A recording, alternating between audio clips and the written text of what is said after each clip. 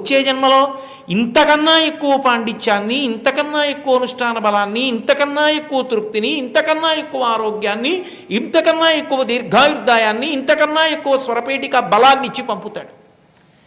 అది లేదు. బతికున్న నాళ్ళు వాడి మాట 10 మంది ఏడవడానికి పనికొచ్చింది, 10 మంది శాంతి పాడు చెయ్యడానికి పనికొచ్చింది. మళ్ళీ ఎందుకు ఇవ్వాలి ఈశ్వరుడు? ఇస్తాడా? ఇవ్వడు. అది ఉత్తీర్ణత, పతనము అని 2 మాటలు. ఇంకా పైకి ఎక్కించాలా ఎక్కించకూడదా అన్నదానికి ఈశ్వరుడు ఇచ్చిన దాన్ని శాస్త్రము ప్రకారము ఉపయోగించుకున్నావా లేదా? స్వరపేటికి ఒకటే ఇవ్వడు, దానితో పాటు శాస్త్రాన్ని ఇచ్చాడు, నువ్వు దీన్ని ఇలా ఉపయోగించవలసి ఉంటుందని. అందుకే మాటకున్నన్ని నియమాలు శాస్త్రంలో దేనికి లేవు. సత్యం బ్రూయాత్, ప్రియం బ్రూయాత్, న బ్రూయాత్ సత్యమప్రియం, ప్రియంచనానృతం బ్రూయాత్. ఇన్ని నియమాలు చెప్పింది మాటకి. అలా మాట్లాడవలసి ఉంటుందని చెప్పింది. వాక్కు అగ్నిహోత్రం. అటువంటి